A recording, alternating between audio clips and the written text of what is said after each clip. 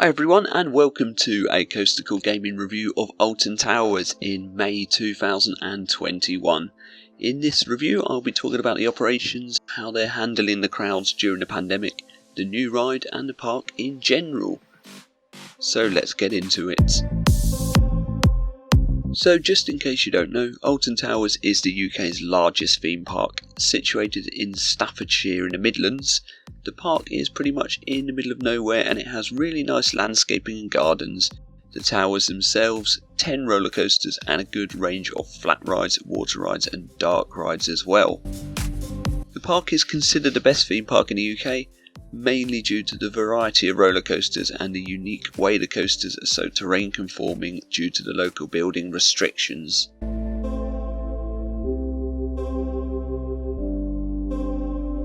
So the park reopened for the 2021 season on April the 12th. Obviously the park was closed before that due to COVID restrictions, but the gardens opened around a week before that for visitors. Last season the park was also operational with COVID restrictions in place. We visited the park on the 19th of May, which was a Wednesday, meaning the park was fairly quiet. We went on this date because we were waiting for hotels to reopen. We live down on the south coast, so it's quite a long journey up there for us. But as I said, with the park being fairly quiet, the queue times were low to medium for most of the day. So we arrived at opening at 10 o'clock and we were able to get straight on Rita and 13 without queuing at all.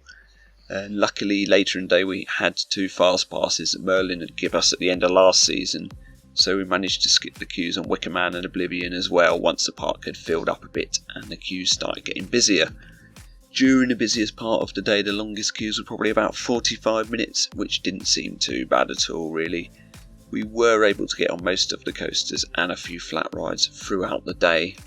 So that leads me on to the operations. For the most part, the operations were excellent in the park. The staff are very friendly, always there, and they get people on and off the coasters as quick as they can. As it wasn't a busy day, I expected some one-train operations, but most of the coasters were running 2 trains, which was good. The only operations I'd say were a bit slower were for Galactica, which seemed like it's running on 1 train because the queue was moving very slow. But it did turn out to be 2 trains, so whether it was the sanitising of the trains or something like that, which was slowing things down. So how were Alton Towers handling the crowd control there and the pandemic? Firstly, if you've not been to any theme parks during the pandemic, it's important to know that the ride vehicles are sanitised every so often, which really can slow a queue down. And the rides are subject to social distancing measures, which means some of the seats on certain coasters are empty, so the trains are running around half full. This was the case at Alton Towers, however, for the most part, these measures didn't seem to be slowing the queues down too much at all. We may have been lucky because we went on a quiet day. On a busy day, you could be queuing a lot longer for the rides. But for the most part, Alton Towers seemed to be doing a great job at handling crowd control and the COVID restrictions. Now, like any park, they inform the guests that everyone must socially distance in the queues, and most people tend to ignore the rules. However, people were distancing in the queues a bit better than what we saw at Fort Park last year. I think that's just how people are going to be, unfortunately. Now, to be fair to the parks, it is very difficult to enforce distancing in the queues, especially at this point when we're hopefully coming out of the pandemic, because people just do whatever the heck they want. But everyone was respecting the face mask rules and keeping their masks on whilst on the rides. We can only hope that come July 19th we don't have to worry about any of the rules anymore. So, talking about the new ride for the park, then towards the end of the day we went on the new ride for 2021. That is of course Gangsta Granny the ride, which I'm sure you probably heard about. If not, it's based on the David Walliams children's books, so obviously it's a family attraction and the humour is great for kids, you know, very cheesy and silly. The ride itself is a dark ride with various scenes, some screens and some props. All in all, I thought it was a good kids ride, but couldn't help noticing a projector camera in full view from the ride vehicle at one point, which does ruin the illusion and immersion of the ride a bit.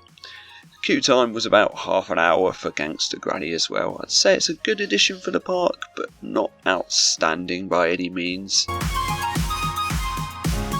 So, although we got on all the coasters which were open for the day, unfortunately Nemesis was closed for maintenance on that day, so we weren't able to get a ride on it.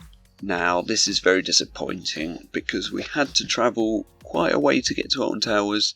Nemesis probably being the best coaster there. You know, it is what it is, but I do understand it's imperative that these rides are kept well maintained from a safety point of view. You could argue they've had all winter to get it ready, but you know, these things happen. I wasn't sure if it was signposted outside the front of the park that Nemesis was shut or not, so I can't really comment on that. So my only real criticism for the park on that particular day is that the opening hours were too short. When I go to a theme park, the minimum time I feel it should be open till is 5 PM, ideally 6 PM or later. Now, Alton Towers closed on that day at 4 PM. It opened at 10 AM, meaning only 6 hours of park time.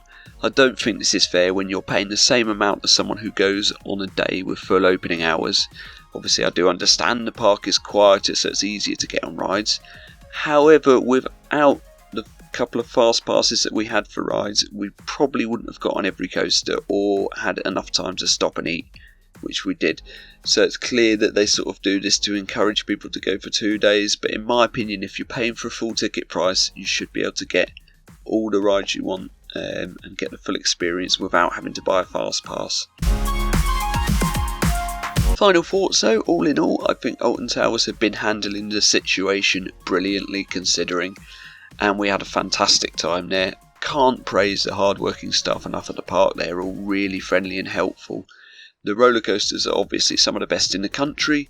The environment the park is situated in is nice. There's plenty there for all the family.